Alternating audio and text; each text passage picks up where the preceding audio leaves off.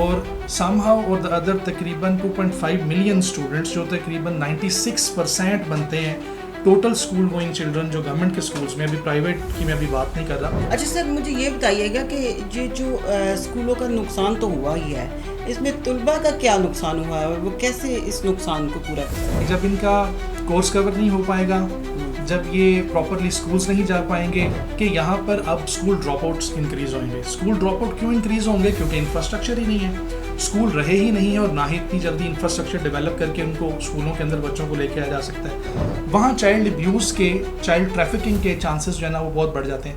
اور خاص طور پہ پھر دوبارہ یہاں پر چھوٹی بچیاں یا فیمیل جن کے لیے ٹوائلٹ فیسلٹیز نہیں ہے، پرائیویسی کے بڑے چیلنجز ہیں. اور یہ جو ہے ڈپریشن اور یہ جو اسٹریس کا ایلیمنٹ ہے، یہ عمر بھر ان کے ساتھ ہی رہتا ہے. تو 2022 میں آنے والے جو فلڈس ہیں، ابھی ان کے لانگ ٹرم لاسز ہیں یا انفراسٹرکچر ڈیولپمنٹ ہے، وہی نہیں پوری ہو سکی تھی. السلام علیکم ناظرین، میں ہوں سائمہ نواز اور آپ دیکھ رہے ہیں آواز اردو. ناظرین، اس وقت جو سیلابی صورتحال چل رہی ہے اور بہت سے علاقے ابھی بھی زیر آب ہیں اور وہاں پہ تعلیمی ادارے جو ہیں وہ بند پڑے ہیں. ان تعلیمی اداروں کے بند ہونے کی وجہ سے طلباء کا کتنا نقصان ہو رہا ہے اور انفراسٹرکچر جو ہے وہ کافی زیادہ متاثر ہو رہا ہے. اس موضوع پہ بات کرنے کے لیے ہمارے ساتھ موجود ہیں ماہر تعلیم محمد عثمان جاوید صاحب. یہ ہمیں بتائیں گے کہ جی طلباء کا وہاں پہ نقصانات جو ہو رہے ہیں وہ کس طرح ان کو پورا کیا جا سکتا. جی محمد عثمان صاحب، آپ ہمیں بتائیے کہ وہاں پہ طلباء کا جو نقصان ہے وہ کتنا ہو رہا ہے اور سیلابی صورتحال سے نپٹنے کے لیے کیا اقدامات کیے جا سکتے ہیں. بہت شکریہ جی آپ کا، آپ نے انوائٹ کیا ہے، اور یہ بڑا ایک امپورٹنٹ ٹاپک ہے جس کے اوپر ڈسکشن ہونی بہت زیادہ ضروری تھی. میں سمجھتا ہوں کہ اس کے مختلف پہلو ہیں، ہم آہستہ آہستہ اس پروگرام میں ان کو کور کریں گے. سب سے پہلے تو میں جو سیلاب کو لے کے جو سب سے پہلے ایک چیز ذہن میں آتی ہے نا، انفراسٹرکچر، کہ اسکول جو فزیکلی کلوز ہو گئے ہیں یا جو ایسے اسکول جو بالکل فلڈ افیکٹڈ ایریاز میں ہیں. رپورٹڈلی تقریباً 1000 سے زیادہ اسکول ایسے پنجاب کے مختلف فلڈ افیکٹڈ ایریاز میں ہیں جو پارشلی یا فلی افیکٹڈ ہیں، مکمل طور پر یا تو وہ بند ہیں یا کوئی نہ کوئی ان کا نقصان ہوا ہے. 400 سے زیادہ اسکولز ایسے ہیں جن کے اندر تعلیمی سرگرمیاں بالکل شروع ہی نہیں ہو سکی ہیں. ڈفرینٹ ڈسٹرکٹس کے اندر یا تو ان کی بلڈنگس کے اندر فلڈ ہے یا گورنمنٹ نے وہاں ریلیف سینٹرز ہیں، اس طرح کی چیزیں بنائی ہوئی ہیں. اور میں آپ کو بتاتا چلوں کہ جھنگ میں، چنیوٹ میں، ساہیوال میں، سیالکوٹ ہے، گجرات ہے، کہیں اربن فلڈنگ کی سچویشن ہے، اور کہیں سیلاب دریاؤں کے ذریعے جو ہے نا وہ تعلیمی سرگرمیوں کو اس نے متاثر کیا ہے. اور سم ہاؤ اور دا ادر تقریباً 2.5 ملین اسٹوڈنٹس جو تقریباً 96% بنتے ہیں ٹوٹل اسکول گوئنگ چلڈرن جو گورنمنٹ کے اسکولس میں، ابھی پرائیویٹ کی میں ابھی بات نہیں کر رہا، اور اتنے ہی اگر مزید ملا لیے جائیں جو پرائیویٹ اسکولوں میں جاتے ہیں، تو تقریباً 96% اسٹوڈنٹس ایسے ہیں جو کسی نہ کسی طریقے سے سیلاب کے ذریعے سے یا بارشوں کی وجہ سے ان کی تعلیمی سرگرمیاں جو ہے نا متاثر ہوئی ہیں، تعلیمی کیلنڈر جو ہے نا وہ آگے کی طرف بڑھا ہے. اچھا سر، مجھے یہ بتائیے گا کہ یہ جو اسکولوں کا نقصان تو ہوا ہی ہے، اس میں طلباء کا کیا نقصان ہوا ہے، وہ کیسے اس نقصان کو پورا کر سکتے ہیں؟ دیکھیں، نقصان کے کئی پہلو ہیں جن کے اوپر بات ہونی چاہیے، لیکن کیونکہ ہم تعلیم کے حوالے سے بات کریں تو اگر تو ہم تعلیمی نقصانات کی بات کریں تو اپیرنٹلی تو یہ کہ جہاں اسکول بند ہیں، ایک تو گرمیوں کی چھٹیاں ایکسٹینڈ ہوئی، بالکل ایکسٹینڈ ہونے کے فوراً بعد بارشوں کا سلسلہ جو ہے نا وہ ابھی بھی جاری ہے. ابھی سیالکوٹ ڈسٹرکٹ تقریباً پورا اربن فلڈنگ کی وجہ سے بند رہا ہے، چھٹیاں وہاں ایکسٹینڈ ہو گئی ہیں. ابھی گجرات میں نے کل دیکھا ہے اربن فلڈنگ کی سچویشن ہے، 500 ml سے زیادہ بارش ہے، جو کہ تعلیمی سرگرمیوں کے ساتھ ساتھ ویسے ہی سارے معاملات بند ہیں. اور ایک مین جو فلڈ افیکٹڈ ایریاز ہیں، جس طرح ہمارے ساتھ قصور ہے، مظفر گڑھ ہے، جھنگ ہے، یہ تقریباً پنجاب آدھے سے زیادہ جو ہے نا وہ سیلابی صورتحال میں اس وقت جو ہے نا وہ ہے. تو سب سے پہلا جو ایک نقصان ہے وہ تو تعلیمی سرگرمیوں کا نقصان ہے کہ یہ اسٹوڈنٹس، ان کی ایکسیس ٹو ایجوکیشن ختم ہو گئی ہے. اسکولز یہاں تو ڈوبے میں، یہ جا ہی نہیں پا رہے ہیں.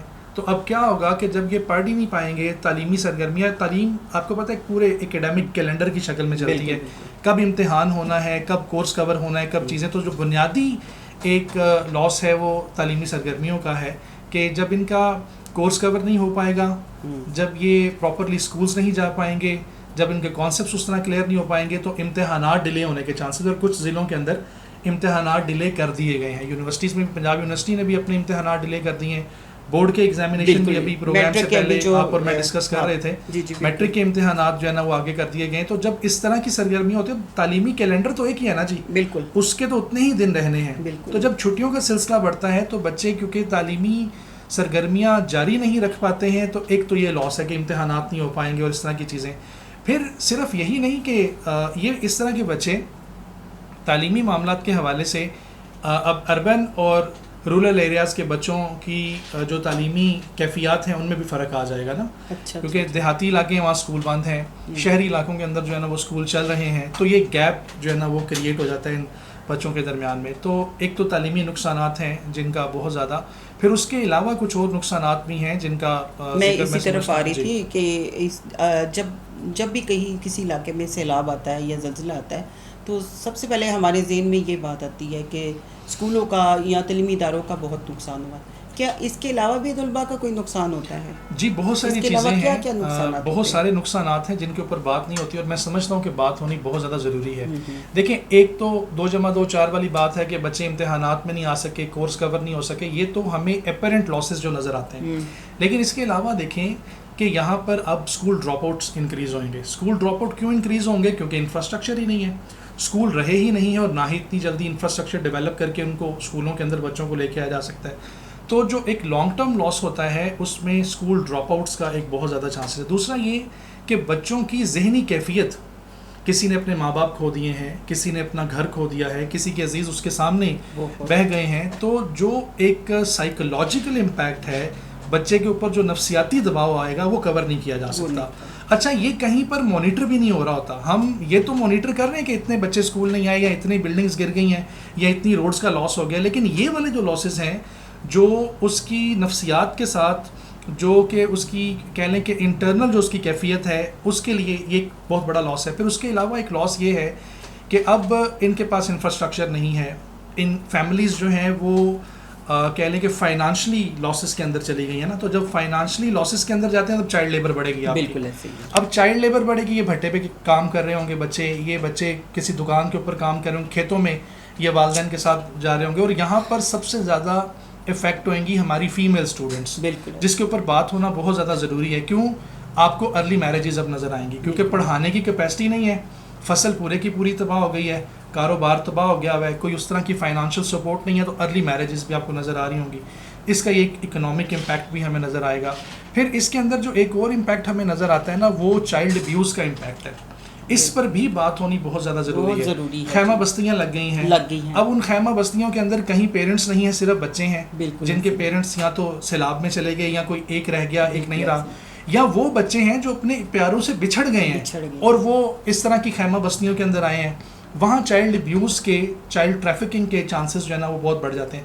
اور خاص طور پہ پھر دوبارہ یہاں پر چھوٹی بچیاں یا فیمیل جن کے لیے ٹوائلٹ فیسلٹیز نہیں ہے, پرائیویسی کے بڑے چیلنجز ہیں. تو یہ آل ٹوگیدر صرف تعلیمی نقصانات ہی نہیں ہیں, یہ نفسیاتی نقصانات بھی ہیں, یہاں پر لانگ ٹرم لاسز بھی ہیں. تو یہ تمام چیزیں آل ٹوگیدر بچے کی مینٹل ہیلتھ کے اوپر, اس کی فزیکل ہیلتھ کے اوپر, اس کے فیوچر کے اوپر جو ہے نا وہ امپیکٹ ڈال رہی ہوتی ہیں. اچھا سر, آپ نے بہت اچھی بات کی ہے کہ ظاہر ہے جب بھی کوئی ڈیزاسٹر آتا ہے تو سب سے پہلے جو متاثر ہوتا ہے وہ ذہن متاثر ہوتا ہے, اور یہ جو ہے ڈپریشن اور یہ جو اسٹریس کا ایلیمنٹ ہے یہ عمر بھر ان کے ساتھ ہی رہتا ہے. اچھا, اگر ہم بات کرتے ہیں نقصانات کی, تو مجھے بتائیں کہ مستقبل میں کیا نقصانات آگے دیکھتے ہیں, اور بچوں کو کیا چیلنجنگ کا سامنا کرنا پڑے گا, کیا درپیش ہے چیلنج؟ ایک تو ابھی آپ نے اشارہ کیا کہ یہ جو ہیلتھ لاسز ہوتے ہیں, اب ہیلتھ لاسز کے اندر ڈفرینٹلی ایبلڈ جو بچے ہیں, خاص طور پہ جو جنہیں ہم کہتے ہیں کہ اسپیشل اسٹوڈنٹس ہیں, ان کے لیے وہ فیسلٹیز اس طرح سے نہیں ہوتی. وہ تو پہلے ہی اسپیشل ہیں جی, نارمل حالات میں بھی فیسلٹیز نہیں ہے, تو ان حالات میں زیادہ ایڈورس سچویشنز جو ہے نا ہو جاتی ہیں. اپنے پیاروں کو کھو دینے کی وجہ سے یہ ٹراما میں بچے جا سکتے ہیں, بالکل یہ ڈپریشن کا شکار ہو سکتے ہیں. اچھا, ڈپریشن کے شکار ہونے کے ساتھ ساتھ جب ان کی تعلیمی سرگرمیاں جاری نہیں رہتی ہیں تو مستقبل میں جابس کے کمپیٹیبلٹی جو ہے نا وہ مسائل ہوتے ہیں. تو اگر ان چیلنجز کو فوری طور پہ کوپ اپ کر کے ریمیڈیل میئرز نہ لیے جائیں تو مستقبل میں لائف لانگ لاسز کی طرف جو ہے نا وہ یہ اسٹوڈنٹس جا سکتے ہیں. اور یہ بہت خوفناک ہے جی. اس کے اوپر بھی حکومت کو سوچنا چاہیے کہ یہ جو سب سے پہلے جو نقصان بچوں کا ہوا وہ ذہنی طور پہ ہوا ہے، اور اس کی جو ہے وہ فوری طور پہ اقدامات کرنے چاہیے۔ اچھا سر، میں اس طرف آتی ہوں کہ جن بچوں کو تعلیمی نقصانات ہوئے ہیں ان کی فوری کیسے، مطلب کیا حکمت عملی ہے کہ ان کو فوری طور پہ کور کیا جا سکتے، اور ساتھ ہی مجھے یہ بتائیے گا مستقبل میں بھی کوئی ایسی حکمت عملی ہونی چاہیے، کیونکہ یہ ڈیزاسٹر جو ہیں وہ تو آتے ہی رہتے ہیں، اور فلڈ کا بھی ابھی بھی بتایا گیا ہے کہ خطرہ برقرار ہے، اور آگے آنے والے سالوں میں بھی یہ خطرہ رہے گا۔ تو کیا اس مطلب حکومت کیا حکمت عملی آپ دیکھتے جی ہیں؟ بالکل ایسے ہی ہے، ابھی آپ نے ذکر کیا کہ ڈیزاسٹرز آتے رہتے ہیں، میں ابھی اسٹیٹس پڑھ رہا تھا آپ کے پروگرام میں آنے سے پہلے، تو 2022 میں آنے والے جو فلڈز ہیں ابھی ان کے جو لانگ ٹرم لاسز ہیں یا انفراسٹرکچر ڈیولپمنٹ ہے وہی نہیں پوری ہو سکی تھی۔